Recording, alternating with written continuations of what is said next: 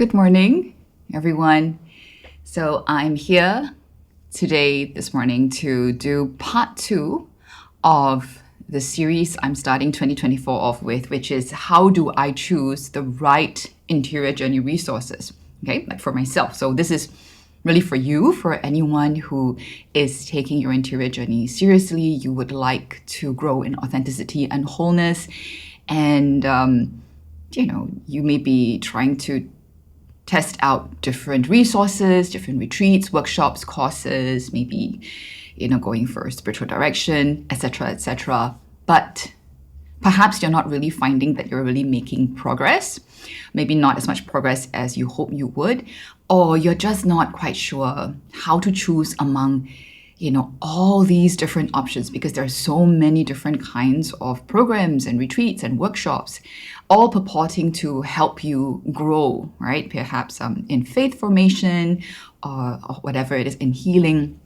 So this series is meant to be very practical. I am sharing from my experience, many years of experience and testing and evaluating, really looking to see what helps and what doesn't help. And this has also been often verified through the accompaniment I have made with others. And I've seen how people who find that they are making larger strides in their interior journey, what is it that is common among them, and what is it that tends to hold people back. So session 2, like today's session 2, is really about a very overlooked point about the interior journey. I've hardly ever really heard anyone talk explicitly about this, other than just as an aside, right? It's not a lot of emphasis put into it. In fact, you could say that a lot of times when you go to maybe spiritual directors, they may mention this, but it's almost an assumption that you should know this and you should know how to do this. Very few people actually intentionally kind of like tell us, look, you have to learn how to do this first, quite from the get-go, from the start, or you won't be able to really make the interior journey effectively. Okay, so how to make space for our interior journey. So in the first place, if we don't look at resources that help us to learn how to make space, the rest, whatever it is we try to do for our interior journey, is going to be that much less effective, okay? And I'm going to be talking about why this is. So like I said, an often overlooked area of interior growth and a very essential part of the interior journey is learning how to make space for that journey. And we need resources to help us to do this effectively too. Okay, so today's session, just roughly, is going to be in 3 parts. 1, if you're not yet already very convinced that making space for the journey is a very essential part of the interior journey, I'm going to talk about why that is. I'm going to show you why that is, and talk a little bit about what happens when you don't make that space and you try to make the interior journey. And finally, after giving you some examples from my own life as to how that can be done, right? Very everyday ways of how that can be done to make more space for the interior journey. I'm going to share a couple of resources that have been very helpful for me in learning how to make space, all right? So first off, I think we need to really understand this, that the interior journey is not so much something that we do or that we take on in our lives on top of everything else. Making the interior journey is adopting a whole way of life, okay? A way of life, not just another item to do, a way of life. And that makes everything different, doesn't it?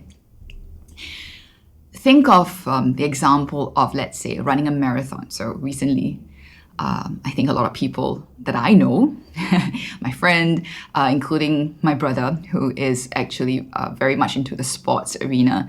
And I see these posts and sharings about people who are training to run marathons, like maybe their first full marathon, for example.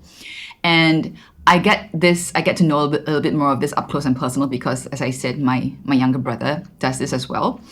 And it's just fascinating and quite intimidating to me because I'm so not a sports and physical kind of person, right? To see what goes into training for a marathon, especially a full marathon. There is consistent training. They run several times a week, even, right?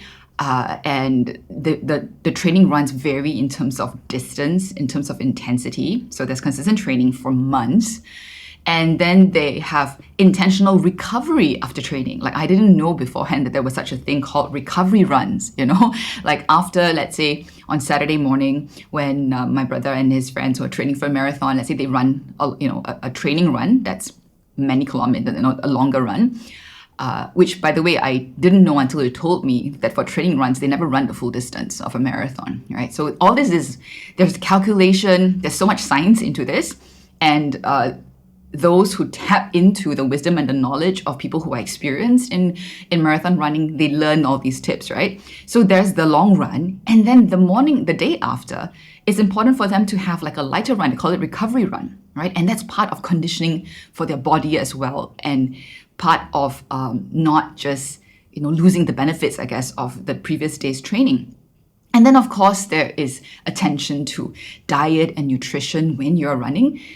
So I realized that, I learned from my brother that when you're training for a marathon, because you're burning so many calories, really, for him at least, that was the time when he could just eat anything he wanted. In fact, it was very important for him to eat more because he was burning so much energy, so much carbohydrate. He needed to just eat a lot, but also to pay attention to the quality of the food that he eats as well, so that he has the energy and the strength, right? And then rest is, of course, very important. If you overdo training, you're going to harm your body as well and affect your performance negatively, right? And then there's the healing help that he gets. I call it the healing help, or just help. For example, going to physio or massage therapists to help condition your body, not through your own training, but maybe to right any injuries, to make sure that you're okay. So there's external help that you also avail yourself to when you're training for a marathon. And very important is the right companions. If, for example, my brother, who is so into sports, he's part of, I think, several running groups as well. He has plenty of friends who share his passion and who run. Imagine if he wanted to run a marathon and he didn't spend time with like-minded friends who are also interested in, becoming better runners, or who are also training for marathons, people that he can get all these tips with. And he was surrounded by people like me who have absolutely no interest, intent ever to run a marathon. He's probably going to feel pretty discouraged, right? Because I'm not like super enthusiastic in him and all his training. I'm happy for him because I love him, but I'm not that fascinated or interested in the whole process of running a marathon. So having the right company in his life will also increase his enthusiasm, his energy, and the likelihood that he will succeed. Right? So that's an example for, let's say, running a marathon. So you can see training for a marathon is not just something else that you do in your life. It sounds like it's pretty much almost like adopting a different way of life. Right? There are sacrifices that you're going to have made to do this kind of consistent training. It sounds like you're going to have to make changes to maybe your social schedule. So, for example, my brother woke up last year. He had 2 full marathons that he was running for the first time in his life last year, and I think he wakes up at like 3 or 4 in the morning on Saturday to go, for a run, because here in Singapore, it's so hot and humid that if you're going to run that distance, it's going to take a long time, maybe let's say a couple of hours. If you don't start in the wee hours of the morning, it's just going to be too hot, right? So he wakes up at like 3 or 4 to make his way to wherever they're having the run. And just think of the amount of, not just discipline, I guess, passion, required also to do this consistently week after week, right? But that would mean that his Friday nights, so for many people, Friday nights would be social activities, right? Maybe hanging out late. That would mean having to sacrifice that to turn in earlier on Friday so that he can wake up at 3 or 4 o'clock in the morning on Saturday to do his runs, right? So it's a way of life. It's more than just something that you can add to your life. So that's if you're training to run a marathon. Making the interior journey there are a lot of similarities here, okay? Because the interior journey is itself like a lifelong marathon, a really long marathon. There is consistent inner work that you need to do. Just like for a marathon, they have to do consistent training, right? Consistent runs and consistent physical conditioning. There's consistent inner work if you want to run the marathon of making the interior journey. There's recovery after inner work. Anyone who has been on this journey for a while knows how exhausting it can be. And it's important also to know how to ease sometimes out of the harder inner work that, we do, right? For a marathon, it's important to look at, let's say, the diet and nutrition, right, that goes into the body for physical conditioning. For the interior journey, it's very similar. Only now we're not just looking at like food for the body. We're talking about anything that's consumed. We are talking about what influences our mental health, our emotional health, our spiritual health, our physical health as well. Pretty much when you make the interior journey and you do it for a while, you realize how noisy and how cluttered and how fragmented our inner space is, right? Like our mind space, our heart space, our soul space. And that's when you begin to realize just how much junk actually clutters up our being because we have not paid attention in the past on what we consume, right? And that includes also, let's say, the company we're keeping, anything that can impact our energy, our emotions, our sense of safety, whether it brings us to a place of recollection or whether it makes us more distracted. Okay, so all this impacts us when we make the interior journey. So what we consume, what the equivalent of our diet and nutrition. Rest is so important because making the interior journey includes acknowledging our humanity, that we have limits, and that without rest, because we were created to need rest, that without rest, we wouldn't be able to show up fully human either, right?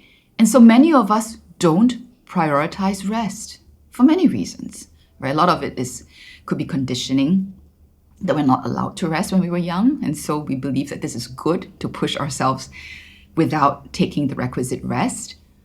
But just like someone who decides to train for a marathon and then learns how important and essential and necessary rest is, those of us who decide to embark on the interior journey, we will also learn the importance and how essential proper rest is. Rest of the body, rest of the mind, emotional rest, psychological rest. There's all kinds of rest, even spiritual rest, right?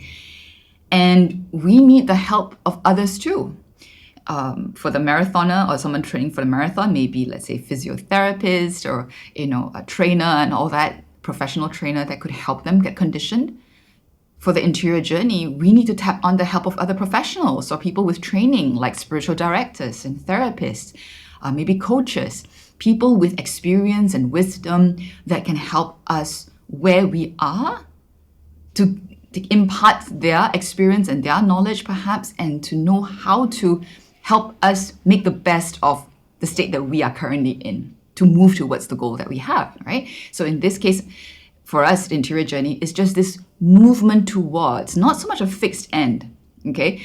For a marathon, it's, I guess, easier to see, the end or the goal is to be able to run, let's say, the full marathon. For the interior journey, it's this ongoing movement towards greater wholeness, greater authenticity, right? Becoming more able to show up as ourselves, more grounded, more capable of loving ourselves and others. So that's the movement that we're moving towards. And so the help that we seek will differ depending on which stage of the journey we are in, what season we're in, but it's always to help us move in that direction, right?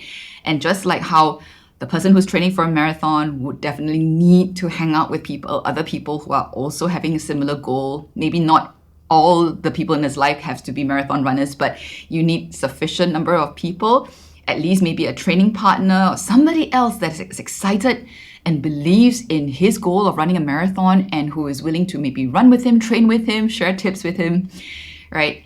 For those of us who are really making this interior journey, the right companions is so, so important. It's a very lonely process.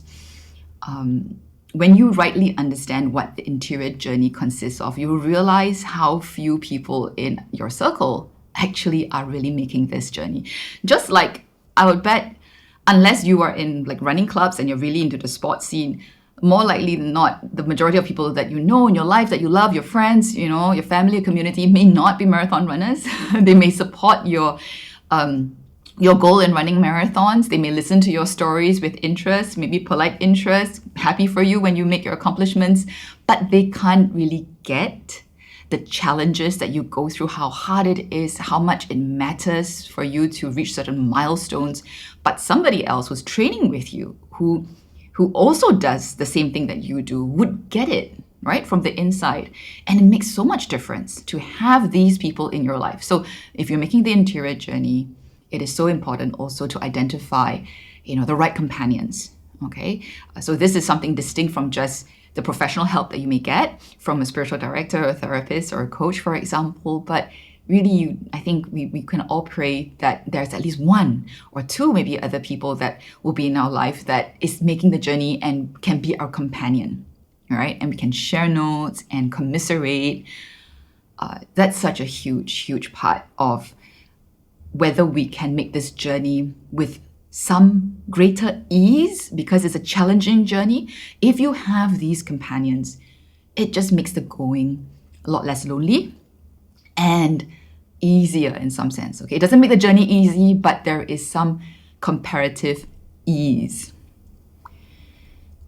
So what happens if you don't make space for all that? Okay, for the consistent training, paying attention to the nutrition that you have, making sacrifices to be able to do what you need to do to make the journey. So what happens if you don't make space for all that? First, let's look at the example of running a marathon, right? There's consistent training, recovery runs after training, the diet and nutrition, the rest.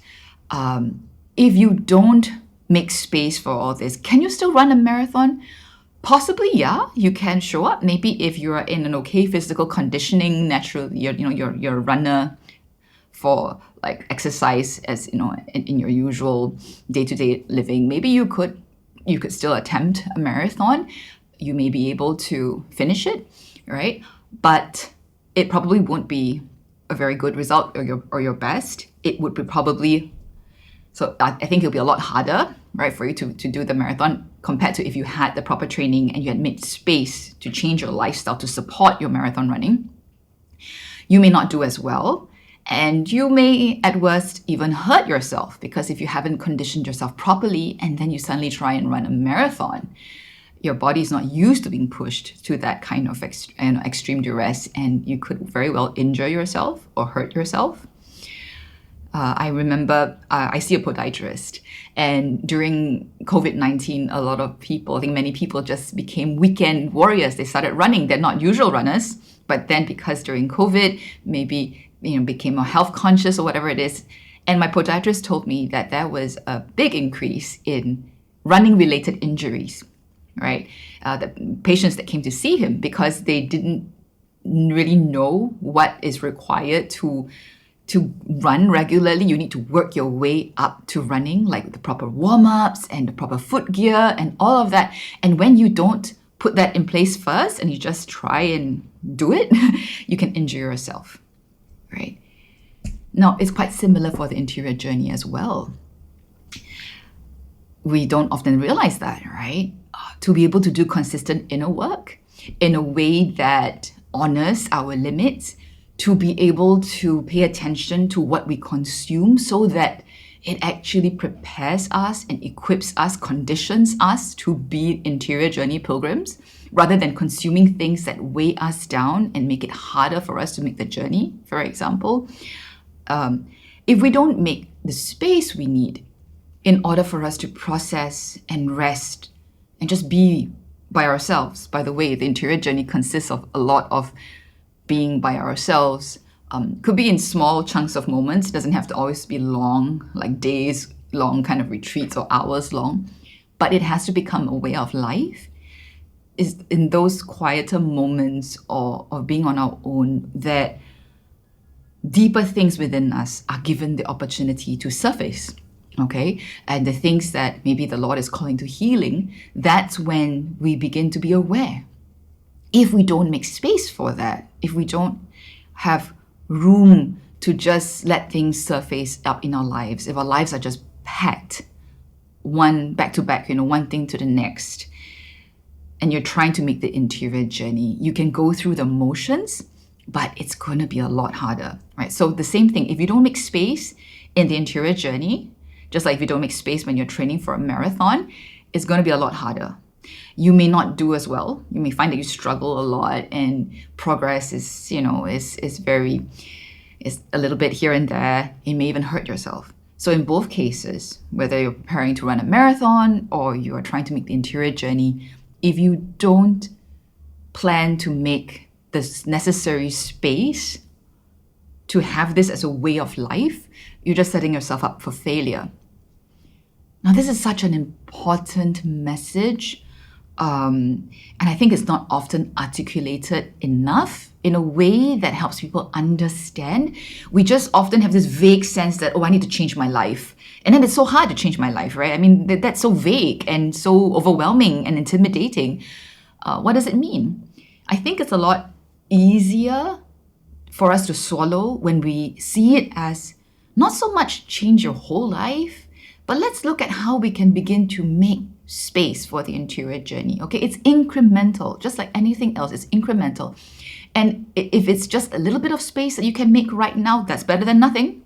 And when you get better at making space and you see the positive impact that making space has on your interior journey, that's going to motivate you to make more space, to learn to be more skilled at how to make space for your interior journey, right? Okay, so this is saying what happens if you don't make space is, you will move in starts and stops. You will often experience discouragement, fatigue, cynicism, because it's like, does it even really make a difference, this interior journey? I don't feel any different. There could be confusion if you don't make that space because you think, you're trying your best to do all these things that's supposed to help you get more recollected, but you're not more recollected, right? And if you're not cultivating in your own circle the right companions, availing to the right trained help, whether it's spiritual direction or therapy, including the good spiritual companions, confusion can be a big thing because, like I mentioned earlier, usually most of the other people in our circle may not be on this journey and they're not going to get it, right? So imagine if you are training for a marathon and your non-runner family member starts trying to give you tips about what you should do in order to run a marathon. I mean, hopefully you're not going to take him very seriously or her very seriously because this person is not a runner, right? They may tell you what they've read. They may tell you from, something that they read in a magazine or something that they've heard. But if you take them seriously, like what they tell you, it could confuse you because it may be different from what your running companions or your marathon trainer is telling you, right? Sometimes cultivating space or making space is also clearing the clutter of the confusing noise that's in our lives. So if you find yourself finding some direction when you've spoken to your spiritual director, for example, or your counselor or therapist, and then when you share what you've learned or you share aspects of your interior journey with some friends or family or maybe your faith community members, and they give you something that's conflicting and they maybe discourage you, and because they don't know from their own experience, those conversations are not necessarily harmless. And especially if you're not aware, these can prove to be really big, obstacles, or they can really weigh you down, especially when you're earlier in the journey and you don't yet have that grounding.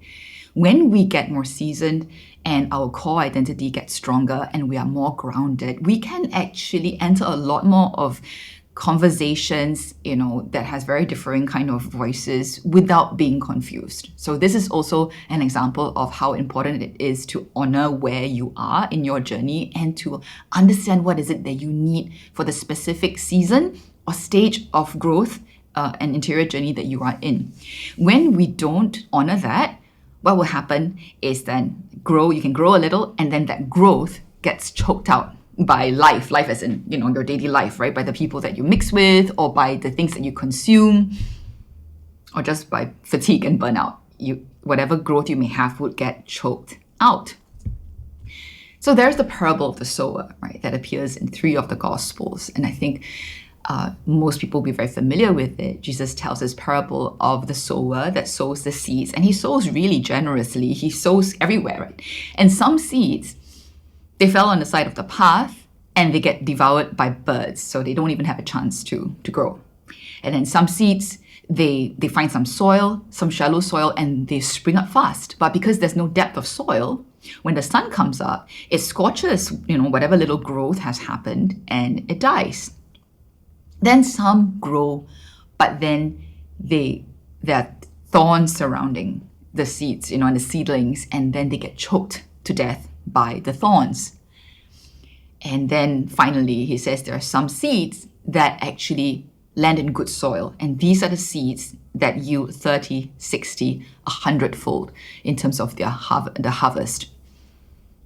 So when you look at the interior journey, if we don't put in the measures to try and make space for this new life that we're trying to grow, it's very similar to the parable of the sower.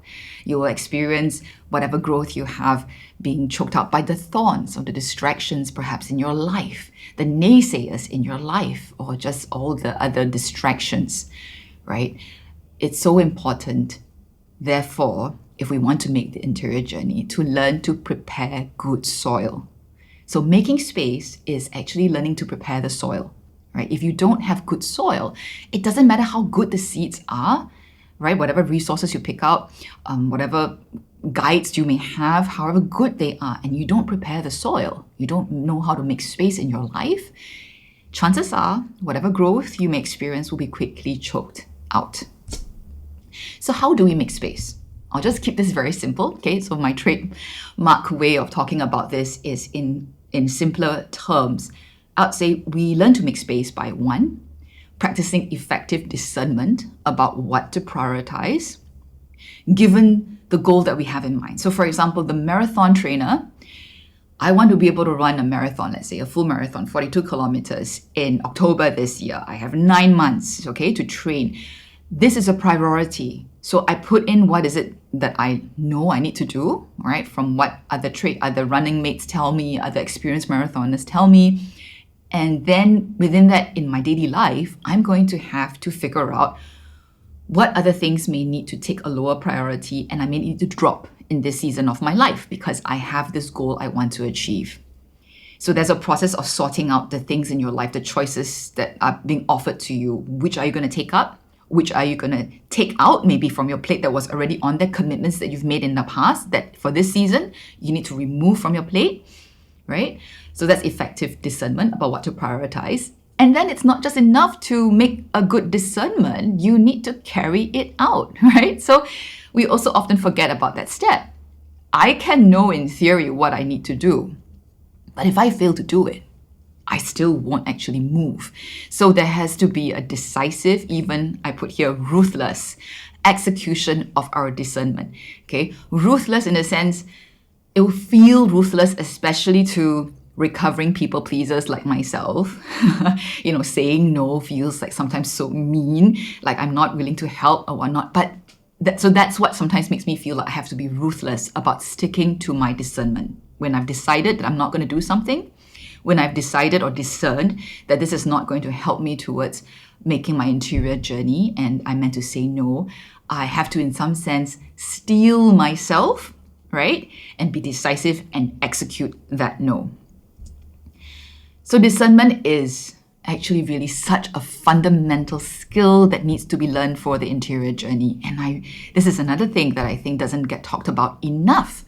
So very often in my conversations with people, and I'll say even with seminarians and even with religious and priests, sometimes in a conversation, when we talk about, or they talk about all the stuff that's weighing them down and everything, if I happen to bring up the question, so what, have you brought this up in prayer? Have you spoken to the Lord? What is he saying about this? Or this thing that's really burdening you, do you sense, is it something that you specifically are meant to do anything about? Because that's a discernment question, right? There could be a problem in the collective, for example, and it could bother us, it could weigh us down. But it's a discernment question to ask, am I called to do anything about this? Because sometimes, in fact, oftentimes, the answer is no. So we may be called to intercede for a situation, but we may not be called to actually take any action. On the other hand, of course, sometimes we may be called to call into action. So that's why discernment is so important. If we don't make that discernment, we could waste a lot of energy and time just thinking about an issue, talking about an issue, and not actually moving in any direction. Sometimes if the Lord is telling us, no, I'm not asking you to take any action, then the next question might be, so then what am I called to do?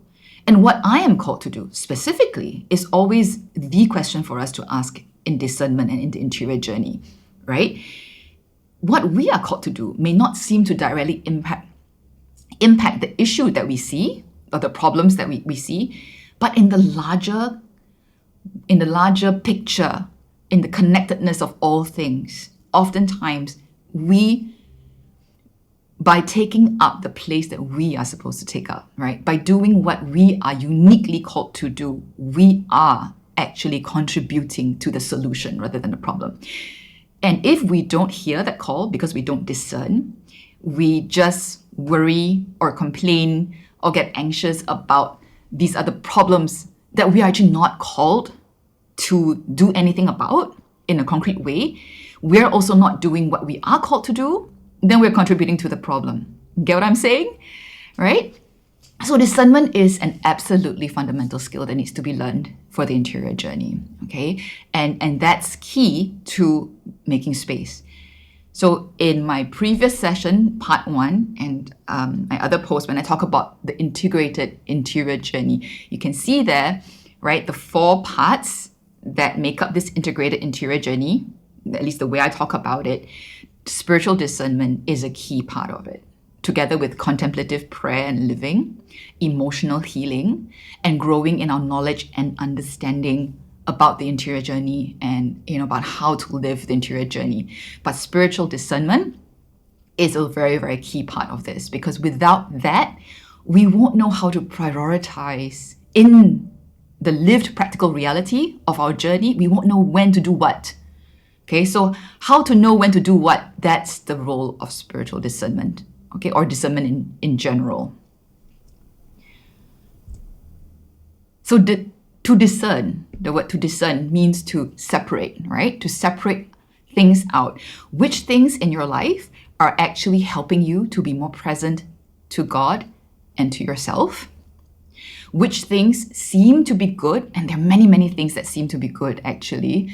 I think that's where a lot of us get stuck. We don't know what to take off our plate because they're all good, right? But which things seem good but actually keep you from moving forward?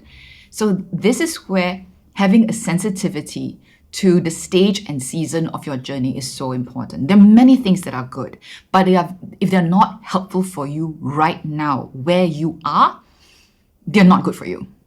Okay, that's the important part to be able to discern. What should I subtract from my life? What should I keep in my life? What should I add to my life? These are the questions that, the things that we need to sort out when we talk about discernment, right? Just think of it. How often do you ask these questions? How often do you look at what's in your life right now and comb through them with these questions? Like, are they helping me right now? Maybe they helped me in the previous season. Maybe they helped me last year. Are they still helping me now? Right? Or is this now become a millstone around my neck? Is it preventing me from moving forward?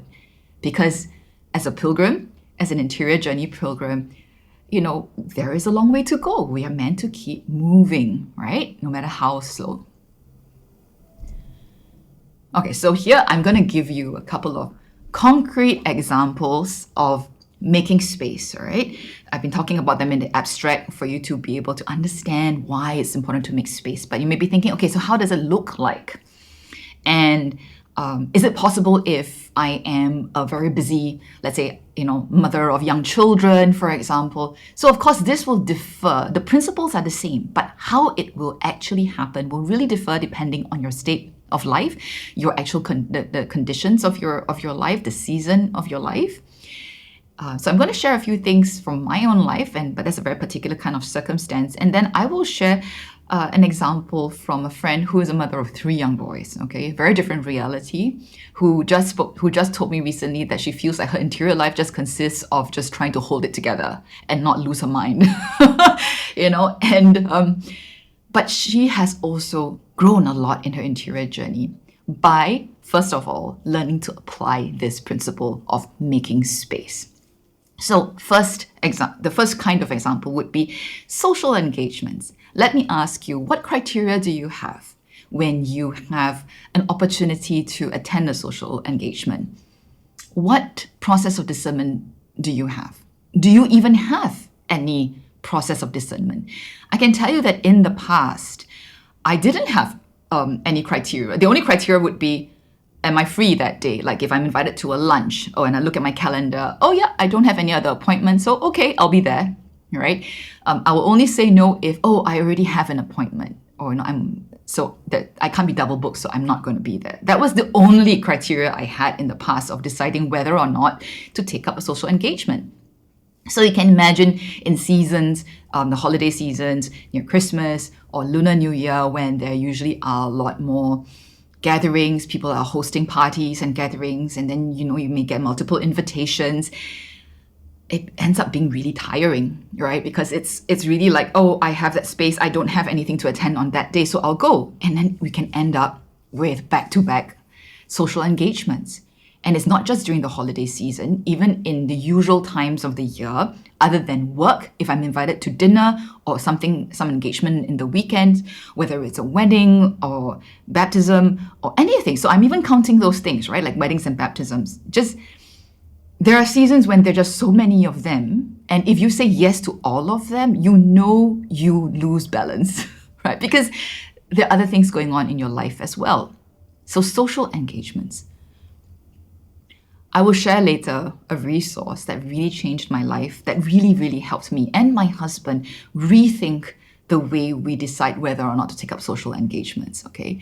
But this was probably the one place where I suddenly, once I learned how to apply discernment and make space, I found I had a lot more space in my life. When I began to not take for granted that I'm just meant to turn up if I'm available, because my calendar says that I don't have any other appointment, when I actually ask myself, just as a start, do I really want to be here, to attend this? Why do I want to be there? Do I feel called? So this is the even deeper question. I begin to ask ultimately, do I feel called to be at this event? Is the Lord inviting me to be at this event, at this get-together or this reunion or whatever it is? There's a series of questions, and I will share these questions a little later as well. It'll be part of your praxis from this particular session and episode. But I began to ask these questions because if I don't want to be there, if the reason that I'm not going to reject this invitation is because I feel bad, I'm worried how they will think of me, how I'll come across. You see, those are like from my insecurities, right? And those are not very good reasons to just add something else that's going to take up a lot of my energy and time, and not because I actually want to be there. And the last question, do I feel called to take this up? I do get sometimes a lot of requests, right? Even social requests to meet. And for the last several years, many, many years since I've applied this principle, generally, I will have a strong sense when it is time to meet someone. And usually when that happens, I'm often the one that initiates, or the other person will happen to initiate, or I will initiate and the other party would say, no, I've been thinking about you, right? And when we meet, it's always a very fruitful meeting. It's not just small talk. I don't really do small talk anyway. I'm very bad at that.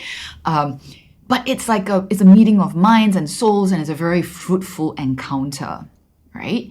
So I've learned to trust that I can discern, am I called to meet this person at this point in time? If I'm not, then I will say no, because by keeping that space open, right? Not just for myself, but I'm just keeping that space open, I make it possible that when something comes up unexpectedly, whether I do feel a call, okay? I do feel like, Anne, go and meet this person, I have that space to move in, right? If I don't discern all my appointments in this sense, and I pack everything just back to back without discernment, when something genuinely important that I want to be at, or I do feel called to tend to someone, I will have to either move a lot of things around, cancel on other people, which sometimes still happens, right? But it's just, you can imagine just how much more time and effort and energy it takes to just keep moving things around my calendar. Once I began to be a lot more discerning about social engagements, it freed me up, not just in terms of time, it just gave me so much more interior space that the people that I do meet get so much more of me, right? So that's one place that we can make social engagement. So the example of my friend who is a mother of young children, that too, I think she started asking questions like, let's say gatherings to attend from relatives or friends, there's so many. Do we really want to attend? Is it out of obligation? Because just every year, everybody shows up for this event and I feel like we should show up as well. Can I say no? And when she began to be more discerning and to stop attending some of these things just because she felt obliged to, they feel obliged to, her children became happier. They had more time as a family. She had more time to just be herself. Even though she's still busy with her children, there's less angst, right? The less urgency. So that's a kind of space too. You realize that there's more space, more mental and emotional space. That's making space, right? Social engagements. The second example I'm going to talk about would be traditions. Can we make space by being discerning about which traditions to upkeep? And remember, I'm not saying in general and always and forever. I mean, when it comes to that point of the year, again, for example, Christmas, Advent, Christmas, or, where right now, while I'm doing this recording, this live, we are approaching Lunar New Year. I know that there are a lot of customs and traditions, and if you really want to go all out, there's a lot of work, a lot of time that needs to go into purchasing the right things, into putting up the right decorations or the symbolisms and meanings. And then after you put all those stuff up, right, at the end of it, you're going to have to take everything down. For Lunar New Year, for example, part of the tradition is to have everything new, because probably a long time ago when there wasn't so much plenty, this was the time when you bought new clothes, new bed sheets, you renewed and refreshed your home. That's not really the case now, right? Same for Christmas. We don't have to wait for Christmas to have new things, new toys, new gifts. So if the reality now is different, how important is it to follow all these traditions? For example, buying all the new things that, in my tradition, my culture says is important because it's the new year. And there's even a sense of maybe auspiciousness, right? That is good fortune for that. How do I really need to put up all the decorations if, for example, I'm not going to really have guests coming to my home? So in the last Advent, and I think I shared this in the bonus episode I made about coping with overwhelm during Advent, because I had a really challenging year in 2023. I made the choice before Advent came around that I'm not going to do anything in terms of preparation, physical preparation. Okay, I understand the importance of the material, and how it links to the spiritual. But I know that if I'm going to be concerned about doing all that, I will have even less energy to just be present to the situation that was taking up a lot of my energy, to be present to myself. And that would just mean that I'm going to be a lot meaner, less patient. I can already foresee more arguments and quarrels at home and with people close to me. Why would I do that? So because I'm experiencing that, I made the decision, very peacefully and happily, I'm not going to worry about getting Advent candles or Advent wreath. I'm going to be very simple about my preparations for Advent and for Christmas as well.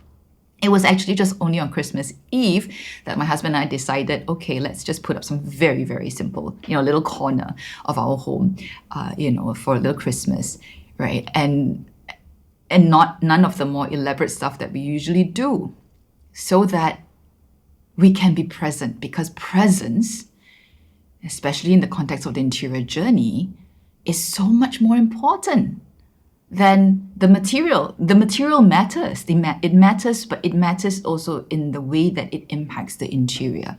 And there are times when what is material and external helps what is interior, and that's when it's so important. And they are good resources then. But when the external and the material detract from our interior, when it makes us less authentic, more anxious, more compulsed, then I think it's a very good discernment question to ask, why am I keeping it? So from many years back, I already stopped the tradition. This is a personal tradition that I had, which was handwriting and mailing out Christmas cards. Okay, it started off as something that was very meaningful. I loved to do when I was still a student. And yes, you can imagine when I was still a student, that was a lot more time that I had. It was a beautiful way of connecting with people. But at some point, I realized that it became a duty. And when the list grew and the obligation I felt because I received, cards from some people, and I felt the need to reciprocate. And I realized that it wasn't coming from a place of interior freedom, from a place of authentic love. And that if I just discerned, instead of having that list that was growing every year, that I need to send a card out every year, if I just discerned every year, who do I feel prompted to write a handwritten card to this year? Maybe it's just 3 people, 5, maybe none. Like this past year was none, And then I can put more of myself, more of my presence, my intentionality into those few. Because why did it matter so much that I had to stick to that list and that people receive a card from me every year, right? So that's an example for tradition. Work engagements. So this would be a very different, I think, for everyone, depending on the kind of work that you have. So the example I'm sharing is from myself. And I used to give a lot of talks on request, right? Or give a workshop or a day of recollection when people request to, can I have a conversation with you? And I mean, yes, because I love spiritual conversations. It's kind of what I do, right? Informal spiritual conversations that can also help people maybe go a little deeper in their interior life. But when I shifted into what I've been doing the last few years, which is, the podcasting and the content creation and the call that I sense to get a lot more intentional and honed in about providing formation for the interior journey. Look, all this is going to take a lot of energy, a lot of focus, a lot of time. It has to come from somewhere, right? All this time and energy and effort and intellectual juice, it has to come from somewhere. And also because I'm very aware that the effectiveness or the quality of what I can provide, whether it's in something like content like I'm doing now, or a piece of writing that I do, or when I'm coaching somebody, or even if it's an informal conversation with someone, the quality of what I bring depends a lot on how well I have tended to my interior space, right? So earlier when I spoke of the example of a marathon training, for a marathon trainer or someone who's training for a marathon, your physical conditioning and mental conditioning will be very important, right? And how well you show up when you actually run the marathon depends a lot on how well your conditioning is, your physical and mental conditioning is. The same thing when we talk about, let's say for me, my work is so much about the interior life, about giving you something that's helpful, or my presence when, even here, like virtual presence over my content creation, anything, even an email. Sometimes even, you have no idea, I think most people cannot imagine how much time I actually put in sometimes to replying a single email. Okay, it can take up an hour because some of the emails that I receive, so it's a discernment as well. What kind of reply should I give this person? Is it just a short acknowledgement, or is it no reply at all? Or do I feel called to offer something helpful? And it takes time to think and craft that email, right? So all of this add up. And when I realized that there was a shift in the season that I was in, that there was actually a lot of new work that required learning of new skills, steep learning curve, learning new equipment, new software, just doing things that I've never done before, like creating a podcast, for example. I knew I had to stop taking on things. So there was a season was really hard because I started saying no to people that I normally say yes to the request of like giving talks and days of recollection, giving retreats, teaching, certain sessions here and there, which I genuinely enjoy. I've always enjoyed that as well. But the no there was because I know I needed to create space. I needed to create space for what is yet to come that I already know that I need to do, right? And even now, a few years into this new kind of work that I'm doing, this is a constant practice of discerning. If an invitation or request comes in, where does it fit? So recently I just received a request from someone who has come across my podcast and told me that he's been listening to my podcast episodes, and he invited me to, I think, give a talk at his church. And he told me who it was for. And I knew when I read it, because now I'm so practiced in the season of life that I'm in, that that's not what I'm called to do, right? So, but it took me some time to pray about it. Not so much to pray whether or not I should take it up, but how am I called to respond in a way that can be of service? And fortunately, I could also recommend someone else that would actually probably fit the bill better. But I knew that was a no for me because I'm getting clearer as to what the work is that I'm actually called to, the kind of audience that I'm meant to focus on. And if I keep saying yes to other requests that could be good and helpful for other people, I am taking away from what I'm meant to actually give to the people that I am actually sent to, right? So right now, even the kind of session that I'm giving, probably relatively few people would be interested enough to follow and to listen or watch till the end.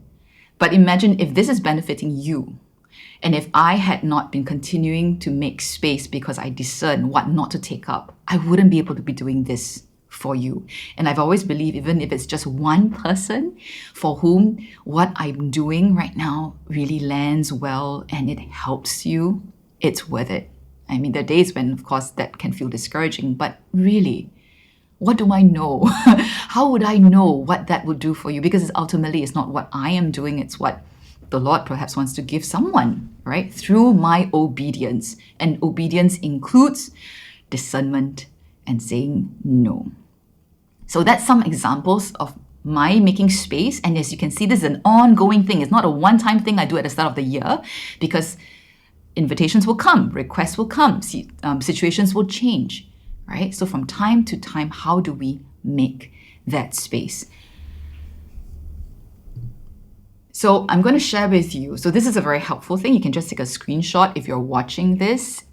If you're not, if you're hearing this when it's up on my podcast, okay, I'm going to try and remember to find a way to either put this in the show notes or to link it to a document that you can download, okay? So this is a quick discernment method. It gets easier when you are very practiced in this, when you do this very often, okay? It may not be that easy when there are other things you haven't done in your interior life, but without going into like great detail about, spiritual discernment, the rules of discernment, etc., this is what I found helpful. And maybe it can help you get started, okay?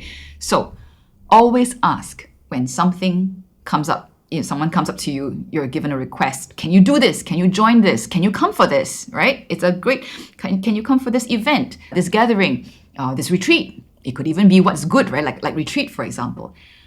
Always ask yourself first, why am I inclined to say yes to do this? Okay, if I am. If you're not even inclined, then it may not be an issue. Okay? If you can easily say no to it, it's fine.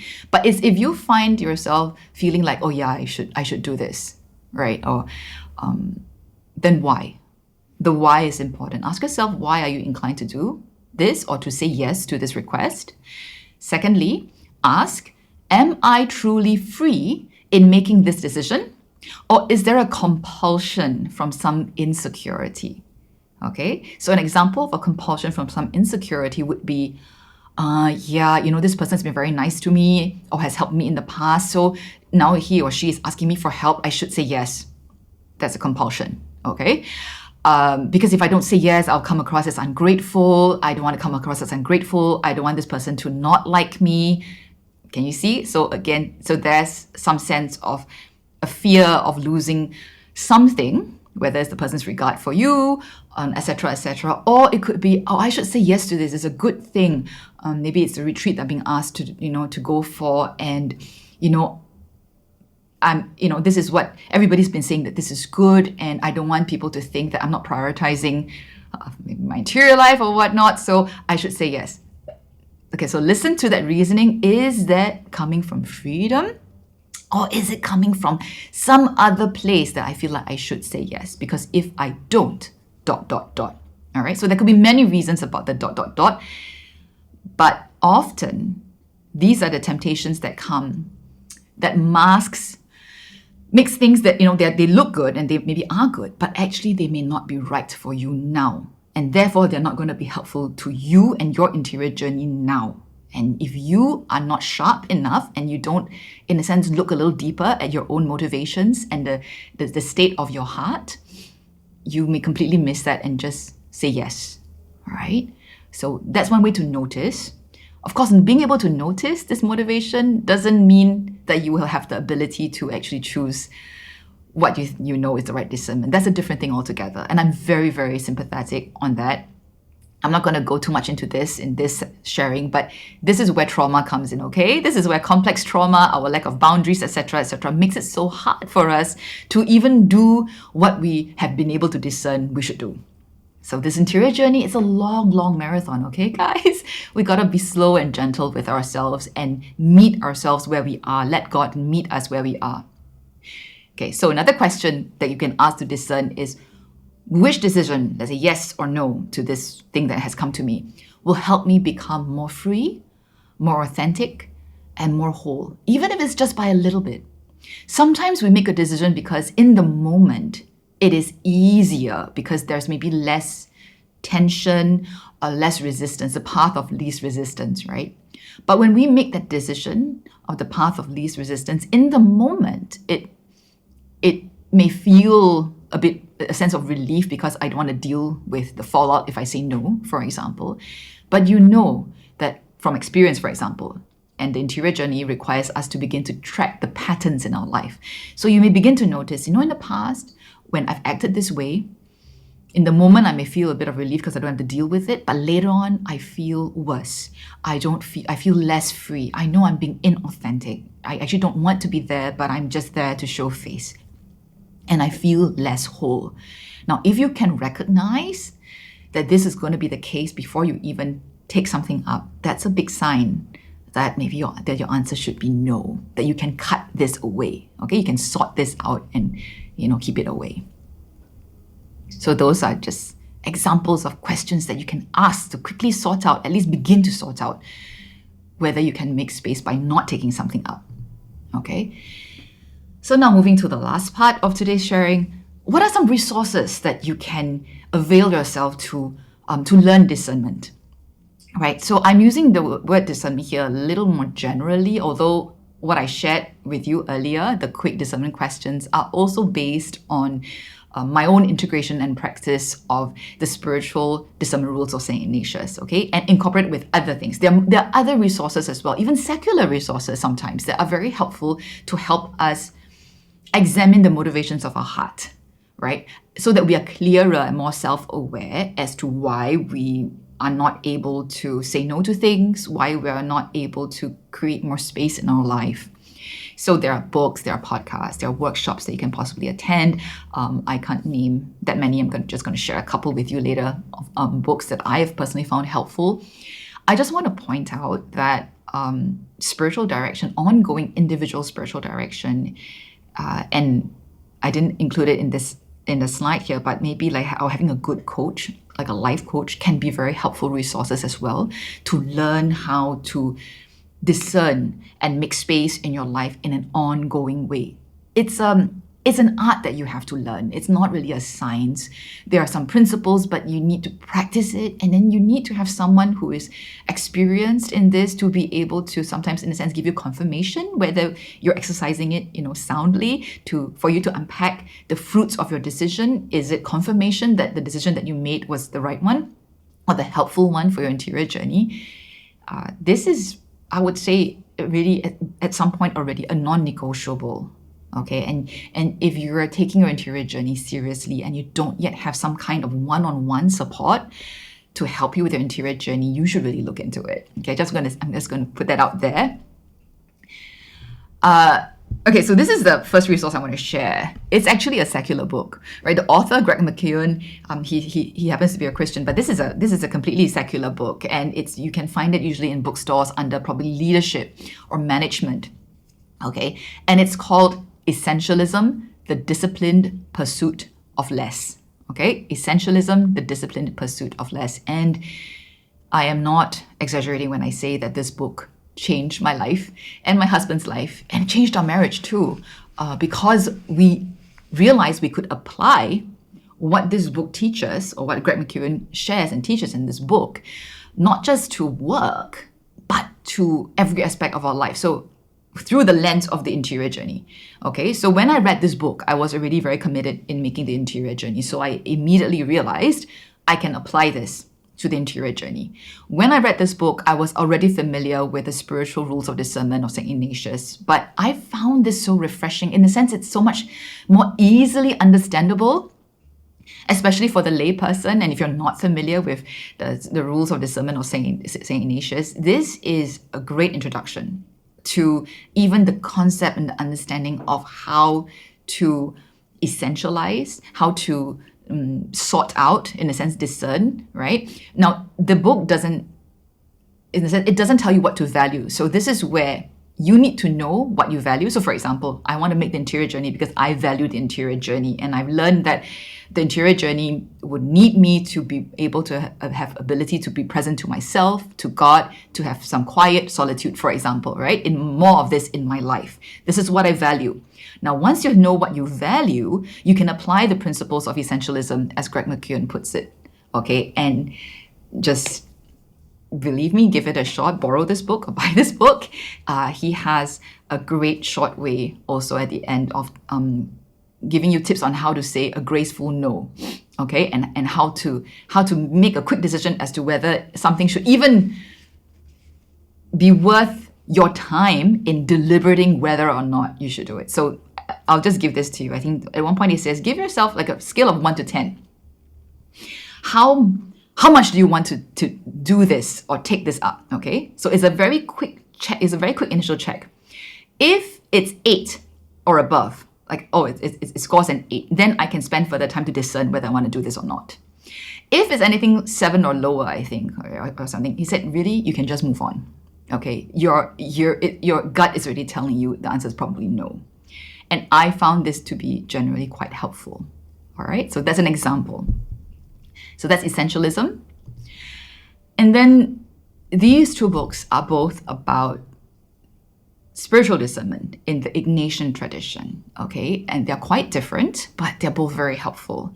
I read Weeds Among the Wheat first by Thomas Green, who's a Jesuit. Both are written by Jesuits, okay? And this is kind of like a classic on discernment. I find this really a beautiful book because he goes into the spirit of why the discernment. It's not just telling you the rubrics of the discernment, because we can make a huge mistake by trying to discern because we are afraid of making the wrong decision, for example. If that's how you're entering discernment, you're not becoming more free. You are actually becoming less free by trying to discern. And that defeats the whole point of why we're discerning. Okay, we are discerning so that we can become more alive. We're discerning so that we can enter into the interior journey with greater freedom.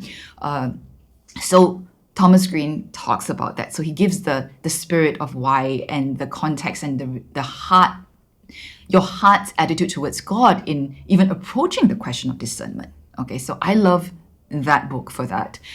The other book that you see here, the cover, is Father Mark Thibodeau's book called God's Voice Within. It's also about Ignatian discernment. I also really like it. I think I find it an easier read in some sense. I think it's a great book. This is the book I usually that I recommend to people who are really new to Ignatian discernment, because I find it a little bit more bite-sized in a sense. The language, Father Thibodeau has this gift of speaking very simply and plainly, but not losing out on the essence of what he's trying to convey. So God's Voice Within, that's also a great book on introducing discernment. And there are certain general principles there. You don't even need to know like really well, all the rules of discernment according to St. Ignatius. You just need to have a sense of the heart's attitude towards discernment, whether it's bringing you towards greater freedom, really, and and a couple of concrete examples that they give to give you a sense of whether this is likely God's invitation to you. So, for example, if you're already desiring to move towards God, right? And if you're committed to an interior journey, that's what we want. We want to move towards God. So you're already facing God. So something that St. Ignatius says is, notice when you consider doing something, right? So you're discerning between two things, usually good things. When you think, yes, what if I do it? If it is the Holy Spirit, often it feels like water dropping on sponge. Water dropping on sponge. What happens when water drops on sponge? It just gets absorbed. It's gentle. There's an ease, right? It feels right. It fits. There's an inner peace. If it's not from the Holy Spirit, St. Ignatius says, and then it will be like water falling on rock.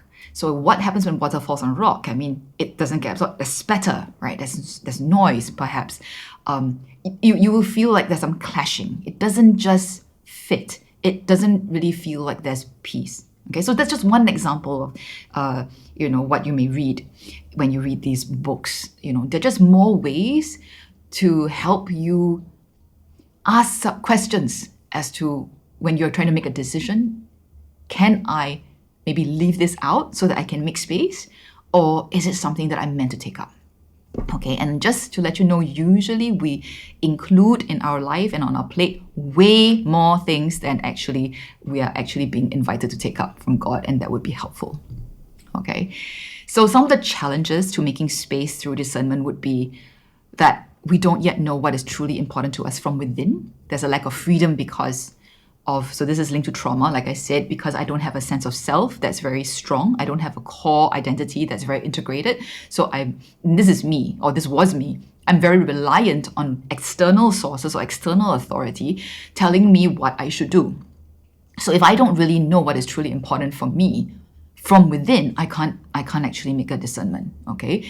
Then of course there's the fear of missing out. A lot of times it's also linked to our insecurity. When we don't really know what's important to us, and we're afraid that if we don't take something up, we are doing something wrong, or we're missing out on something good, that's also going to make it hard for us to discern, right? And then of course, what's going to make it hard for us to execute our discernment, even if we are able to discern, is if we have difficulty with having boundaries with people. And that's my experience as well. I had a big problem with enmeshment. I was a people pleaser. I don't know how to say no, right? So even when I already sense that I'm not supposed to take something up, it takes a lot of energy for me, especially at the start, to muster up the courage and the will to actually draw a boundary, right? So these are things that you may find challenging for you if you also struggle with a lack of sense of self from within and you don't know how to exercise boundaries. So we get more skilled, okay, at making space in integration and in healing as we progress in the interior journey. We get better at it, and over time it becomes easier. So I'm going to leave you with this. Okay, this is like a second to last thing that I want to say. Praxis. To make this series very practical for you, I'm going to invite you to take some action. Okay, so for today's session about making space, I'm going to invite you to try and apply the questions that I provided earlier in your own life. Okay, what's on your plate, or what you're considering doing maybe currently, or when invitations come, why don't you ask yourself these questions? Why am I inclined to say yes if I feel inclined to say yes? Is it a sense of obligation, for example? Am I truly free in making this decision? Or am I truly free in making this decision? Or is there a compulsion from some kind of insecurity? Okay. And finally, which decision will help me become more free, more authentic, and whole? I invite you, really, if you're serious about making the interior journey, to write and copy these questions somewhere, or take a screenshot and save it somewhere. And just the next time you have an invitation or request, go through these questions. And whether or not in the end you can actually do what you discern you should do, it's still not useless, because you're exercising some kind of muscle here just by asking these questions and learning to be honest with yourself in answering these questions, okay? That can be a great start. At some point, then you're going to hope to see more alignment between the answers to your questions and the action that you actually take, all right, by step. So that's today's session. And the next part, which will be part 3, I'll be talking about how do we know if the resources or activities that we're considering, whether they actually are helpful for the interior journey. Okay, so because this is a place where, an area where there's often confusion and conflation.